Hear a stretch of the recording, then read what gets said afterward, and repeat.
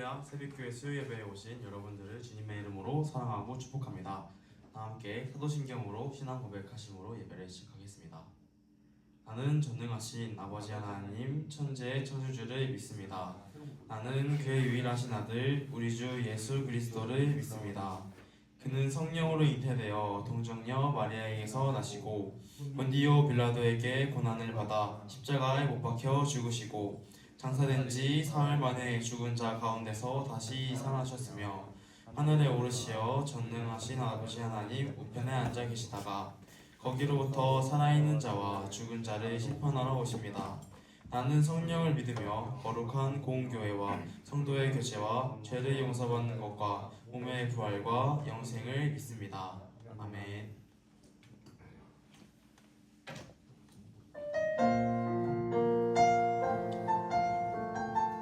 함께 나는 주를 섬기는 것에 후회가 없습니다. 라는 찬양하심으로 예배를 시작하겠습니다. 나의 평생에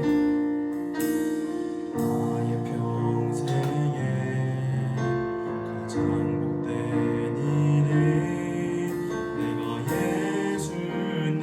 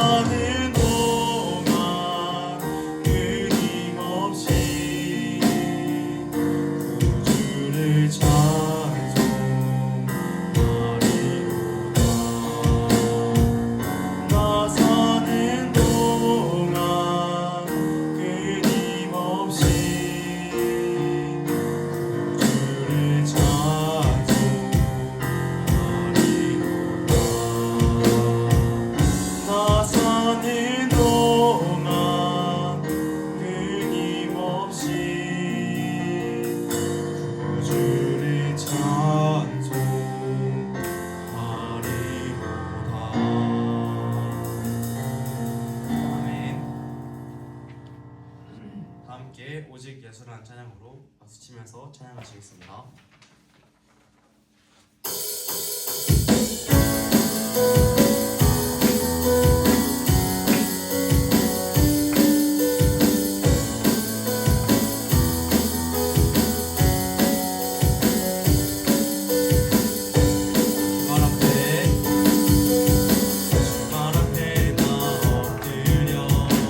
주만 간절히 원해 주의 신분 나 바라보네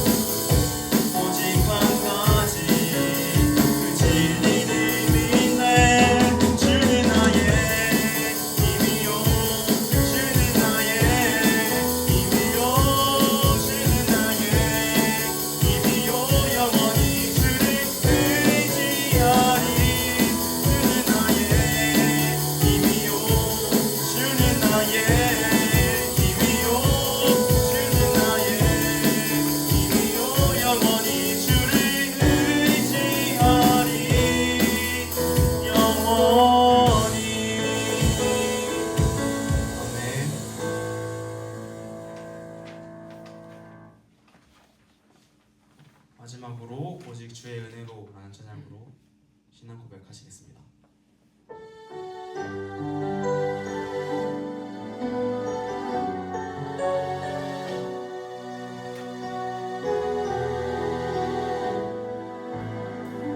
오직 주의 은혜로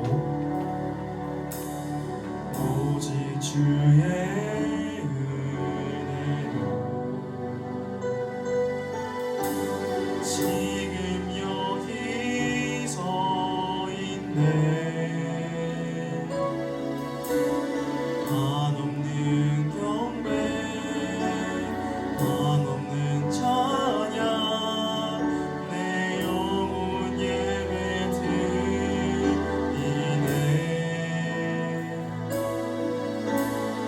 나를 위해 이 땅에 오신 주의 은혜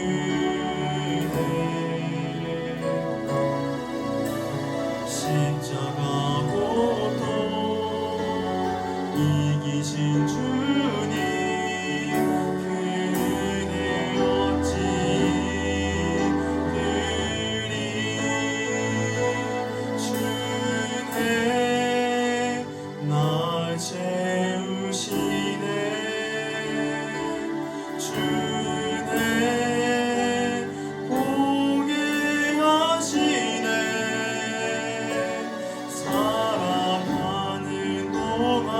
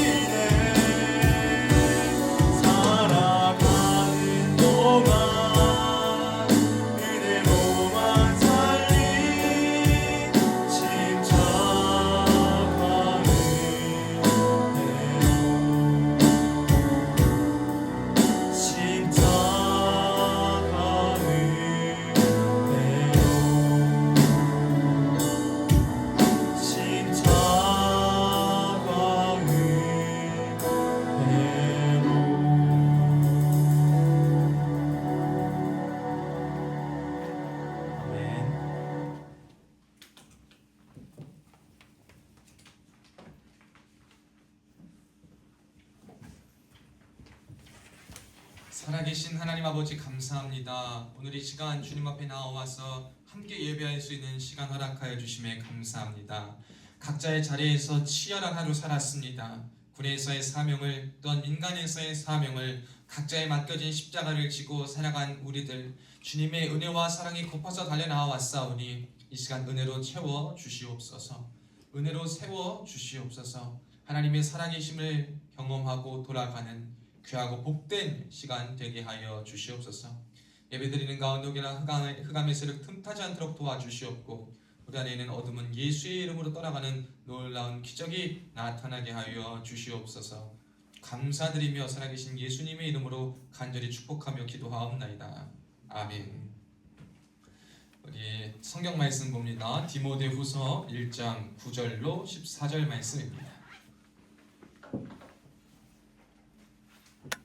디모데후서 1장 10절로 14절입니다.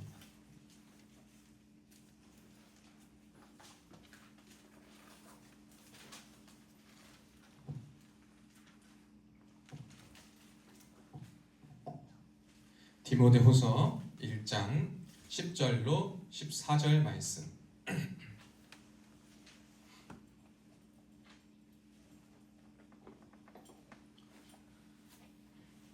다 찾으신 줄 줄로 찾았지? 네.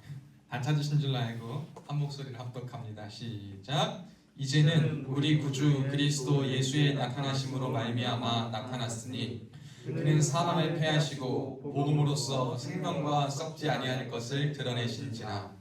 내가 이 복음을 위하여 선포자와 사도와 교사로 세우심을 입었노라.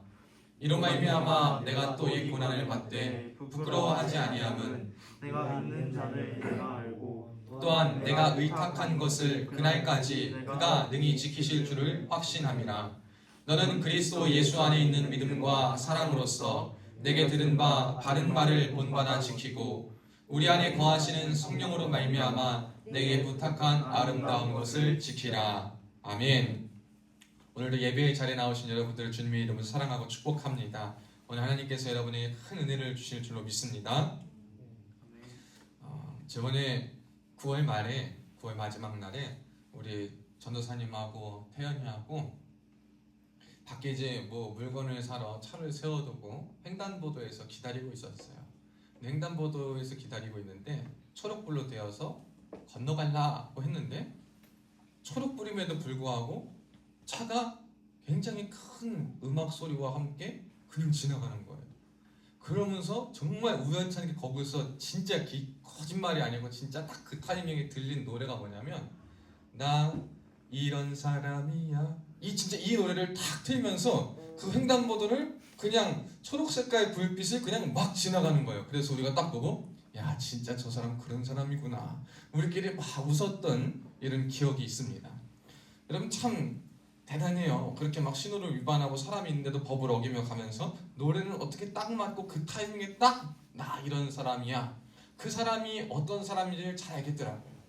야, 이 사람은 신호고 뭐고 상관이 없이 그냥 자기 갈 길을 가는 사람이구나 라는 것을 한번 생각해 보게 되었어요. 여러분은 지금 우리에게 주어진 이 삶의 길을 어떻게 걸어가고 있나? 여러분 우리는 하나님께서 주신 인생의 여러 가지 신호들과 여러 가지 어떠한 많은 주어진 사건과 상황과 삶 속에서 어떻게 살아가고 있는가? 하나님이 막으실 때에는 우리가 과연 하나님의 신호에 맞게 서 있는가? 아니면 하나님 막고 계신데도 불구하고 우리는 정말 나 이런 사람이야 라고 외치면서 그것을 그냥 뚫고 지나가는가? 혹은 하나님이 가라 라고 말하시는데 하나님 저 못 가겠어요 라고 말해서 그 신호등 가운데 서 있는 자인가? 혹은 정말 신호 잘 받아가지고 멈추라 할 땐 멈추고 가라 할 땐 가고 신호와 모든 속도들을 다 잘 지켜서 하나님의 그 계획과 하나님의 시간 속에 잘 가고 있는가? 여러분 우리가 이것을 한번 돌아볼 수 있기를 주님의 이름으로 축복합니다. 모두가 다 잘 사는 것 같아요. 그러나 진짜 하나님의 시간과 계획 안에 어떻게 사느냐? 여러분 이것은 우리가 매일매일 스스로에게 되물어야 할 질문입니다. 오늘은 이런 날이기 때문에 이래도 괜찮아 라고 스스로가 용납하는 것은 어떠한 측면에서 위로가 될 수는 있지만 우리는 스스로의 위로를 넘어서 하나님이 어떻게 보시는가를 조금 더 생각하고 그것을 아름답게 추구해 나아가야 될 사람입니다. 그래서 여러분, 그러기 위해서 진짜 중요한 것은 뭐냐면 내가 어떤 사람인가, 또 하나님 앞에서 어떻게 하나님의 신을 잘 보고 가는가 라는 것을 잘 알기 위해서 가장 기본적인 것은 뭐냐면 오늘 본문에 바울이 말하는 것처럼 나의 부르심은 무엇인가, 내 부르심을 아는 것이에요. 여러분, 내 부르심이 무엇입니까? 흥경제님, 하나님이 흥경제를 뭘로 부르신 것 같습니까? 추상적이죠. 네. 준우는 어떤 부르심으로 부름받은 것 같아?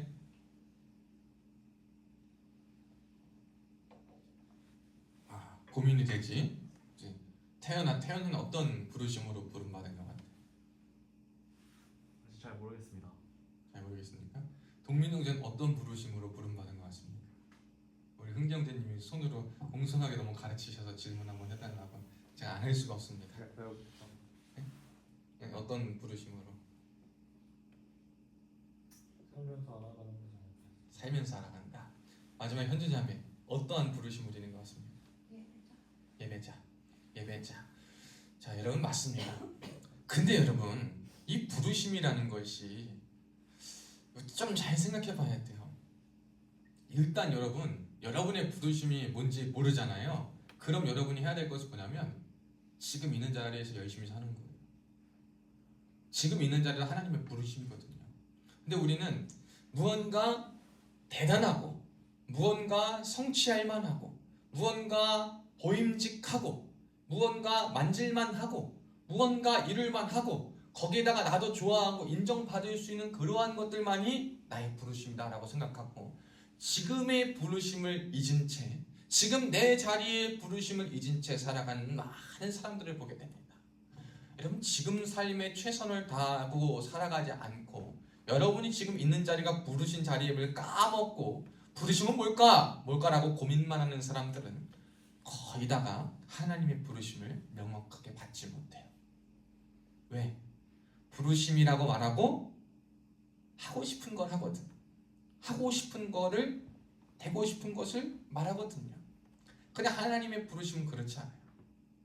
우리의 원함에는 후회가 있을 수 있고 그래요. 제가 우리 자주 가는 빵집 있잖아요. 카페 여기 있는데 그 사장님하고 오늘도 이따 빵을 사오면서 간식을 주려고 사오면서 그런 얘기를 하시더라고요. 갑자기 참 빵이 맛있다 막 늘 이렇게 잘 챙겨주시고 얘기하서 하다가 직업을 잘못 고르신 것 같아요. 그래서 왜요? 참 많은 사람들이 그 빵 먹고 맛있다고 그러고 정말 잘 만드시고 좋은 것 같은데 왜 그러세요? 그랬더니 근데 이제 손이 너무 아프다는 거예요. 손을 많이 써가지고 그러면서 사실 전에는 이게 원래 일이 아니셨대요. 그럼 뭘 하셨어요? 했더니 수영 강사를 하셨다라는 거예요.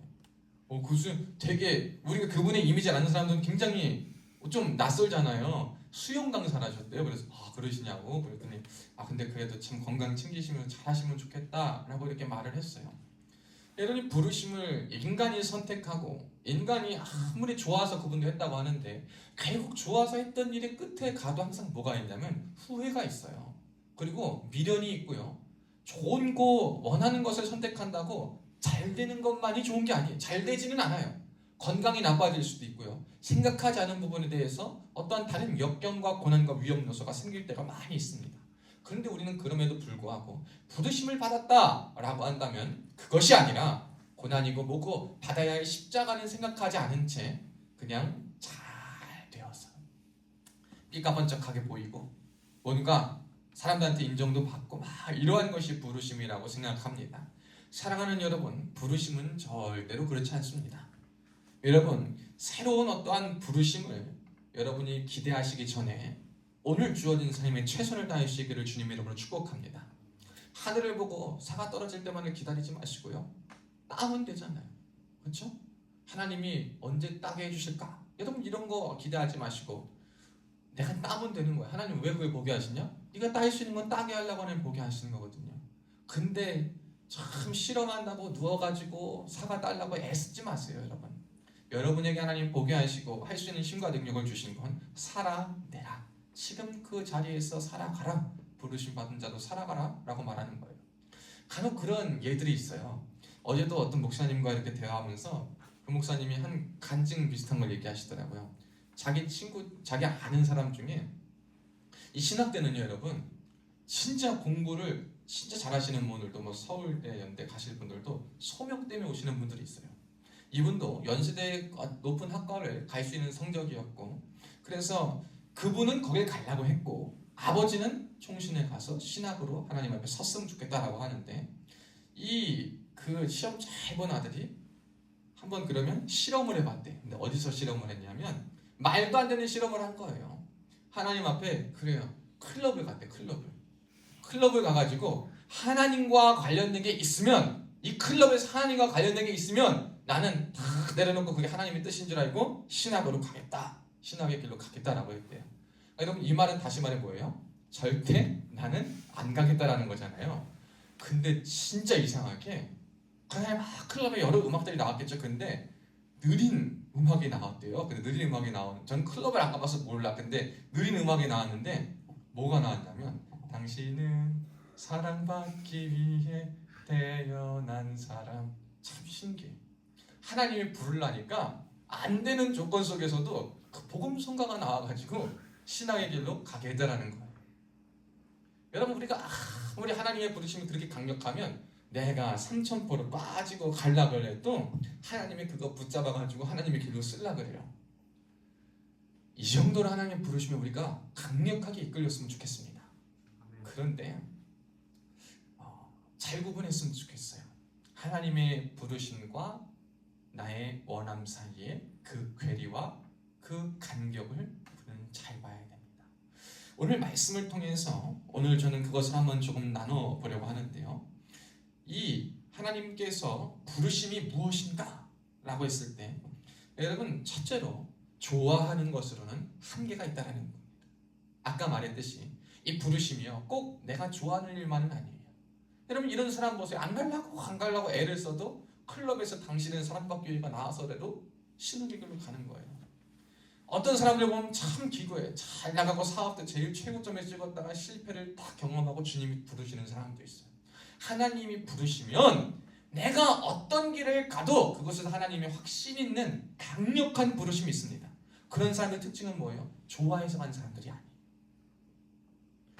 여러분, 물론 요나도 자기가 선택한 거긴 하지만 하나님의 요나를 어쨌든 들으려고 하니까 거절하고 도망가는 요나의 어디다가 3일을 갖다 살려두세요? 물고기 뱃속에서도 살려두시는 거예요. 하나님의 이런 부르심은 내가 정말 원하고 내가 좋아한다고 그걸로 기준 지어서는 절대 안 돼요.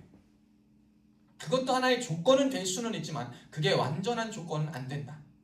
내가 좋아하는 것으로 하면 아까 말한 것 사장님과 같이 처음엔 좋아서 했으나 고난이 오고 어려움이 오고 그러면 그 다 또 떠나게 되는 거예요.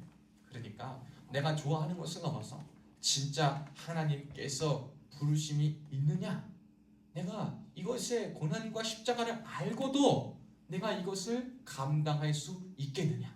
여러분, 이것이 우리의 부르심의 첫 번째 질문이 되어야 되고, 여러분이 부르신 자리에 그 부르심 맞는지 확인하는 첫 번째 단추가 되었으면 좋겠습니다.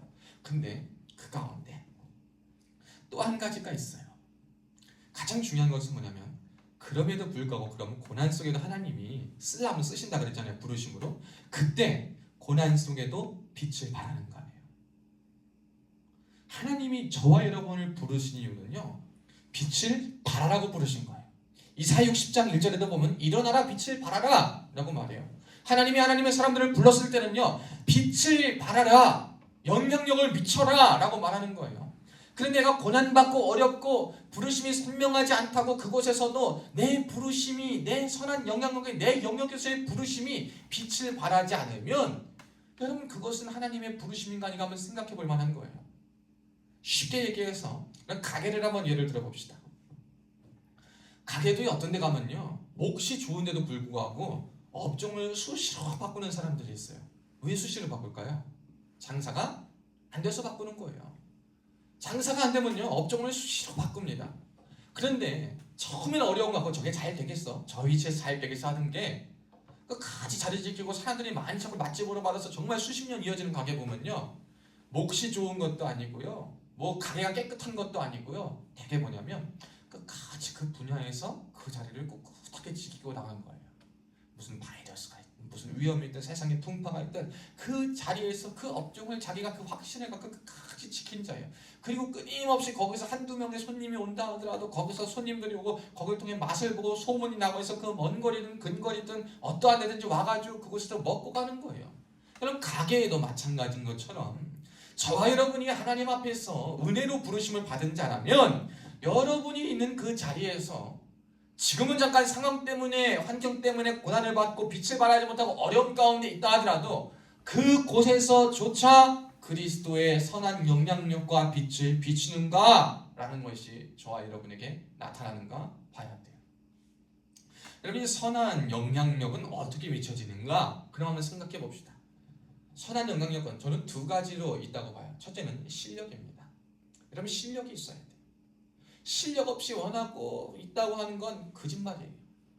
오늘 바울을 보면 이 바울이요, 하나님의 부르심을 받고 사도로 부르심을 받고 살아갔는데 굉장히 얼마나 핍박과 고난을 받았는지, 그가 저술한 편지의 첫 번째와 마지막과 중간에 대부분 뭐가 기록되냐면 나는 하나님의 사도입니다. 내 사도권에 내 사도직에 대해서 변호하고 그걸 증언하는데 다 썼어요.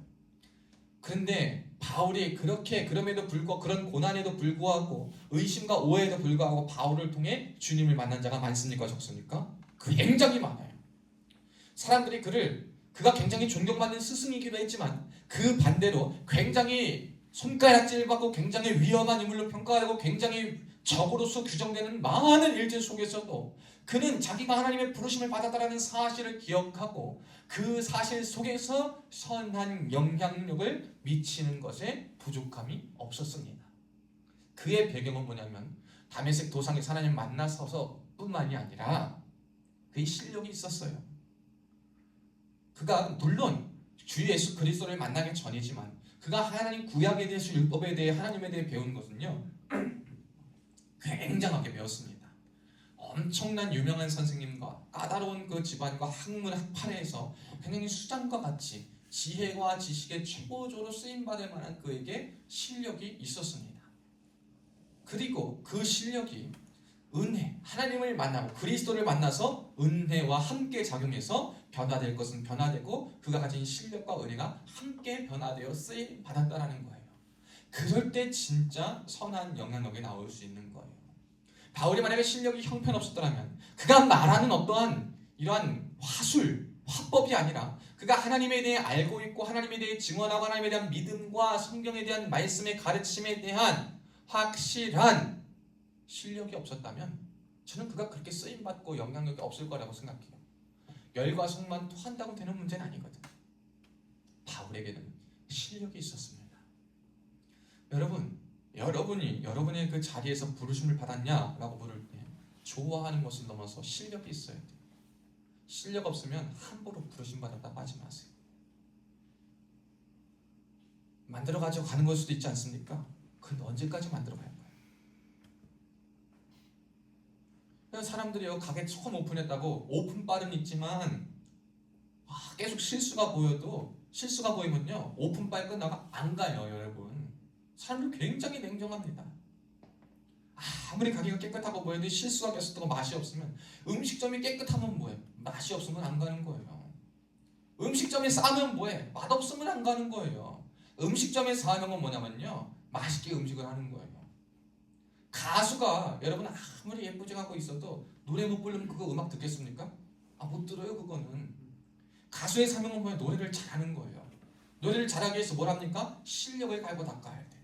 그러니까 보컬도 처음 가수 데뷔했을 때와 한 10년 뒤가 지나면 사람들이 비교했을 때 많이 바뀌어야 돼. 왜? 그 10년간의 기간 동안 자신의 단점을 보완하고 물론 타고난 재능도 연습도 있었지만 시간이 지나면서 더 익어가고 더 교정해서 자신의 실력을 갈고 닦았기 때문에 그 자리에 우뚝 설 수 있었던 거예요. 실력이 없으면 그 자리에 갈 수가 없어요. 저와 여러분이 하나님을 향한 실력이 먼저 있기를 주님의 이름으로 축복합니다. 하나님을 향한 실력과 동시에 여러분이 쓰임받고 싶은 분야에 대한 실력도 있어야 돼요. 그냥 하나님 주옵소서 은혜 주옵소서, 여러분 그것도 좋지만 그걸로는 안 돼요. 그런 어떠한 특별한 경우의 사건들이 다 내 것이다 라고 생각하지 마시고요, 우리는 특별한 것이 다 내 사건으로 되는 것이 아니라 우리가 마땅히 보편적으로 해야 될 일에 대한 신경을 써야 돼요. 내가 인간으로서 내가 해야 될 것에 대한 사명은 감당하지도 않으면서 그냥 하나님 주세요 주세요만 하나님 그 괘씸해서 안 주십니다, 여러분.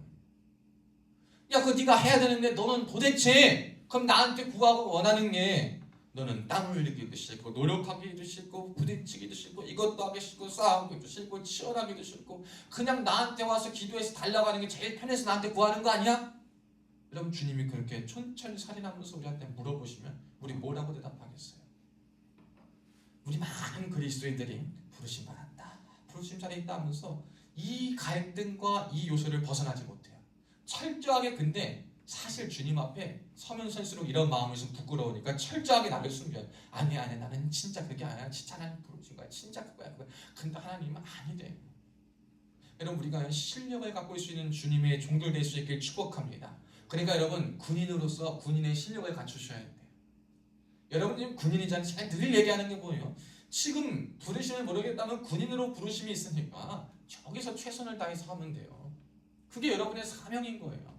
그러면 하나님이 얘는 어떤 자리 짜증내고 쉽게 화낼 수 있는 자리임에도 불구하고 어쨌든 짜증도 내고 화는 내지만 그럼에도 불구하고 이 자리에서 최선을 다하려고 하는구나. 하나님 그거 보시고 글을 쓰시는 거예요. 그러한 순간 없이 여러분 절대로 하나님의 부르심 받았다 착각하지 않을 수 있길 축복합니다. 실력을 키우셔야 됩니다. 영적인 실력, 육적인 실력 둘 다 키워야 돼요. 그래야지만 선한 영향력이 있지 않겠습니까? 매력으로는 줄 수 있는 한계가 있어요. 매력으로 우리가 영향을 끼치는 자가 아니라 실력으로 영향을 끼칠 수 있기를 주의 이름으로 축복합니다. 이 중에 혹시 여러분 요리를 하고 싶은 사람이 있다면 요리를 굉장히 연습 많이 해서 진짜 뭐만 하면 전문가가 돼야 돼요. 막만 뭐만 아니고 부족함 뭐만 아니고 뚝딱뚝딱 하고 그런 전문가가 돼야 돼요. 그러니까 다르더라고. 우리가 교회에서 막 봉사할 때 우리 조리사님 굉장히 많이 도와주시잖아요. 저는요 할 사람이 없고 해야 되니까 하니까 해본 적도 없는 사람이니까 제가 하면 오래 걸려요. 실수도 많아요. 그런데 정말 경력자가 많은 경험도 있고 경력 있는 사람이 오면은 제가 2시간 걸려야 할 거 30분 안 돼서 끝내버려요. 혼자 하는 게 더 편하대. 왜? 실력이 있으니까. 실력이 있으면 여러분 정말 실력 없는 사람들에게 존경과 영향은 그냥 받아요. 그리고 그가 미치는 영향은 굉장합니다. 여러분, 여러분의 부르심 속에 여러분의 실력이 없다면 그 부르심 아니라고 일단 생각하세요. 그리고 실력을 먼저 키울 수 있기를 주의 이름으로 축복합니다. 함부로 실력 키우기 쉽지 않고 그냥 은혜만 하지 마세요. 실력 위에 은혜가 더해지는 겁니다. 정말 하나님의 강권적인 부르심, 내가 일로 갈까 절로 갈까 했는데 하나님이 그 영역은 생각도 안 했는데 하나님 부르시면 그거는 몰라. 그런데 하나님 다 그렇지 않아요, 여러분. 한번 볼까요? 여러분 고린도전서 12장 말씀 한번 보겠습니다. 고린도전서 12장 27절로 30절 말씀입니다. 고린도전서 12장 27절로 30절 말씀.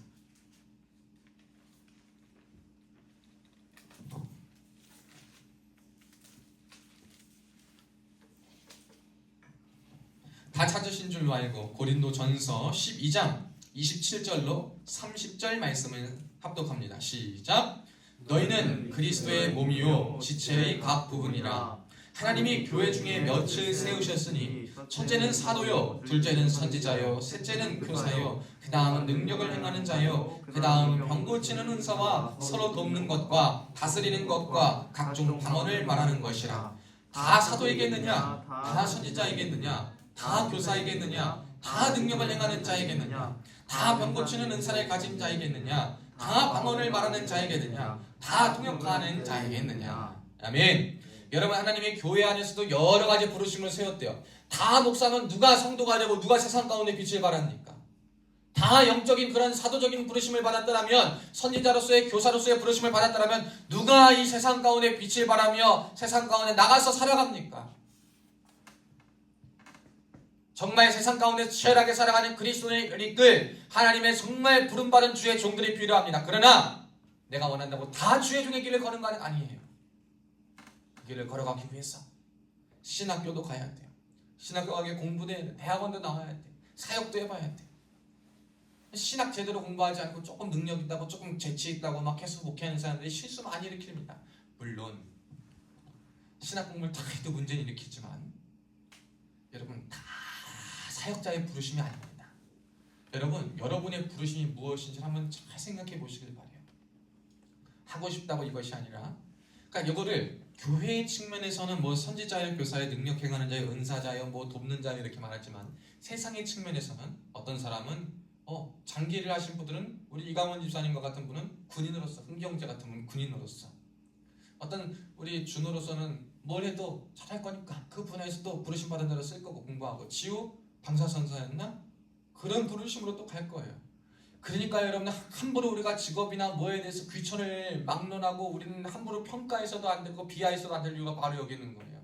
세상을 살다 보면 하나 없어야 될 것이 없는데 우리는 돈 잘 벌고 돈 잘 벌고 삐까번쩍하고 좋아 보이면 그것이 진짜 귀한 부르심인 줄로 알아요. 의사 되면 정말 귀한 사람이 돼요. 그간 노력과 그건 굉장하지만 의사만 노력합니까? 그 사람만 열심히 살아갑니까? 여러분, 왜 우리가 그런 권세 앞에서는, 그러니까 존중하고 존경하는 것은 좋아요. 그런데 정말 사람들이 우러러보는 사람들만 존경하고 존중해보는 것이 아니에요. 우리를 위해서 일하는 많은 세상의 조직들과 직분자들을 향해서 우리는 존경과 은사를 가진 은사의 나눔 분배자로서 함께 존중하며 그들의 부르심을 존중해 줄 아는 자가 되어야 할 줄로 믿습니다. 그러니까 여러분, 우리의 부르심을 잘 기억하시길 바래요. 근데 진짜 더 중요한 건 뭐냐면 그 부르심의 목적이라는 거예요. 여러분이 어떠한 각양각색의 부르심을 받는다 하더라도 그 목적은 뭐냐면 오직 예수 그리스도의 대속 사건과 부활 사건을 위해, 즉 복음을 위해 부름받았다라는 거예요. 어디 가서든지 여러분이 나타내야 될 것은 예수 복음입니다. 이거 했더니 뭐가 좋고 저게 좋고 저게 좋아. 여러분, 그런 건 팁이 될 수 있으나 그것만 하나님 원하시는 게 아니에요. 그래서 여러분이 삶에서 아름다운 삶을 살아야 될 이유가 바로 그거예요. 우리가 말로 그리스도를 전한다고 사람들이 많이 오진 않습니다. 그런데 꾸준히 그 자리에서 하나님 보시는 것과 같이 성실하고 진실하고 구별되게 살아가면 사람들이 말하지 않아도 꽤 오랜 시간 관찰하면 무언가 다름을 느껴요. 그리고 야, 저 사람 믿는 예수? 나도 한번 믿어보고 싶다라는 마음은 분명히 생깁니다. 우리가 그러한 울림을 줄 수 있는, 여러분이 복음을 위하여 살고 복음대로 살려고 하고 그리스도의 부활을 믿는 자로서 살아갈 때 우리에게는 우리의 부르심을 통한 하나님의 은혜와 선한 영향력이 마음껏 펼쳐질 줄로 믿습니다. 여러분, 우리가 이것을 꼭 기억합시다. 여러분 맡은 자리에서 충성을 다하세요. 충성을 다하는 게 곧 실력을 갈고 닦는 겁니다.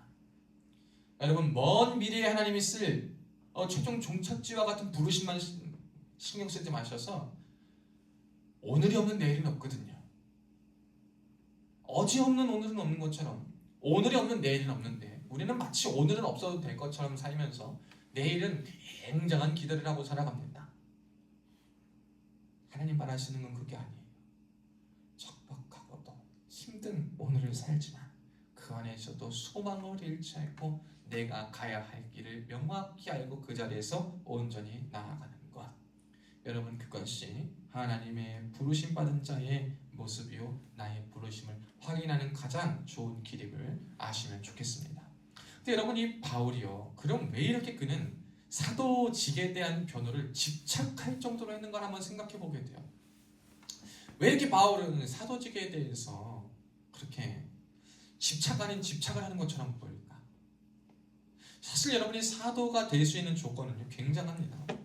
이 시대에도요 막 지가 사도래, 자기가 막 사도래. 그래서 사도적 부르심, 사도적인 역할을 할 수 있지만 여러분, 누가 지 맘대로 사도래, 누가 지 맘대로 다 선지자래. 여러분, 그런 소리 제발 좀 하지 마셔요. 사도고 선지자고 막 이런 소리 하지 마시고 그냥 하나님 앞에 부름받은 자로 살아가면 돼. 사도는요, 예수 그리스도의 그 공생의 기간에 예수 그리스도의 사역을 본 사람만 사도예요. 그리고 그리스도의 부활을 직접 보고 경험한 사람만이 사도가 되는 거예요. 그러니까 성경에 사도 누구밖에 없냐? 그 성경 이름이 예수님의 제자들밖에 없는 거예요. 거기에 그러니까 이 엄격한 조건 속에 바울이 걸려버리는 거예요. 바울은 예수님이 공생의 생활할 때 예수님과 같이 있지도 않았어. 심지어 예수님을 부활을 증거하던 자들을 굉장히 핍박하고 다녔어요. 그러니까 바울은 사도가 될 수 없음이 자격이 분명함에도 불구하고 바울은 왜 사도로 부르심을 받고 성경은 그렇게 말하고 있냐? 다메섹 도상에서 하나님이 바울을 지명하여 부르셨고 부활하신 예수가 직접 만나셨기 때문이에요. 그때 그가 알고 있던 하나님에 대한 지식과 잘못된 지식이 예수 그리스도로 풀어지며 예수 그리스도의 복음을 증거하고 구약의 예언을 온전히 성취하고 이해할 수 있는 그 하나님의 은혜를 받았기 때문에 그에게는 사도라는 특별한 은혜가 허락된 것입니다. 우리가 그런 바울과 같은 자가 아니고서요, 여러분 함부로 여러분 조금 은혜 받았다고 여러분 뭐 했다고 나 뭐 사도로 부르심 받았다 선지자 이런 사람들 제발 조심하세요. 함부로 계시 받았다. 여러분 이 용어가 주는 차이가 굉장해요. 나 사도야 라는 것과 나는 사도적인 부르심을 받고 살아가길 원한다. 나는 선지자적 사명을 감당하길 원한다. 사도적 사명을 감당하기 원한다. 나는 선지자야 라고 스스로 말하는 것. 굉장히 큰 의미가 있어요. 나 하나님께서 내 마음 가운데 확신을 주셔서 응답을 주고 성령께서 조명을 주셔서 밝은 빛을 비춰주셨어 라고 말하는 것과 나 계시 받았어 라고 말하는 것은 굉장히 큰 오해와 차이가 있습니다. 함부로 우리가 이러한 것들에서 벗어나서 겸손히 주님 앞에 나아갈 수 있길 축복합니다. 다시 돌아와서 바울이 왜 그러면 바울은 뭐 때문에 이렇게 고집적인 것과 같이 계속 사도직에 대해서 변호했는가? 이 바울이 만난 예수 그리스도, 그러니까 이를테면 그거예요. 이 같은 편에 있던 사람, 같은 편에 우두머리와 수장같이 여기는 사람이 갑자기 예수를 만나가지고 변화가 된 거예요. 그러니까 이 사람들에게 있어서 나와 다른 게, 내가 박해하던 사람을 내가 죽여야 할 대상의 집단에 가장 뛰어난, 가장 효과적인, 가장 요즘으로 치면 인플루언서가 된 바울이 얼마나 고깝겠어요. 그러니까 바울에 대한 음해를 굉장히 하려고 하는 거예요. 얘 바울 과거가 어땠지 않아? 얘 사실 니네들과 같은 사람 죽이려던 사람이야. 니네가 예수 믿는 사람 죽이려고 그러는 거야. 야, 얘가 지금은 니한테 복음 전하고 하지만 뒤에서 칼을 들이댈 수도 있어. 야, 얘 우리 강의 있을 때는 온전한 정신이야. 지금 걔가 가르치는 건 걔 미쳐가지고 제대로 가르치는 것도 아니야. 야, 걔가 지금 너네한테 현혹시키고 있어. 성경 말씀을 왜곡해서 가르치고 있어. 야, 예수에 대한 잘못된 말을 전하고 있어. 예수는 구원자가 아니야. 예수는 부활한 적이 없어. 아직 우리에게 메시아가 있어야 돼. 야, 얘 바울 말 듣지 마. 이러한 말을 하니까 바울이 하나님의 부르심을 받고 하나님의 선택받은 자로 사도로 쓰임받을 때 굉장한 복음에 대한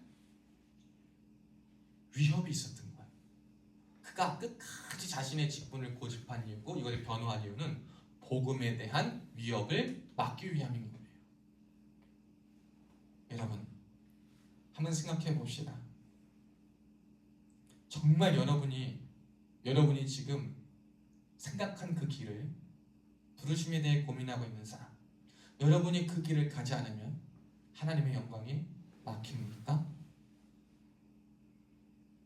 여러분이 그 길을 당장 가지 않는다면 복음이 전해지지 않습니까?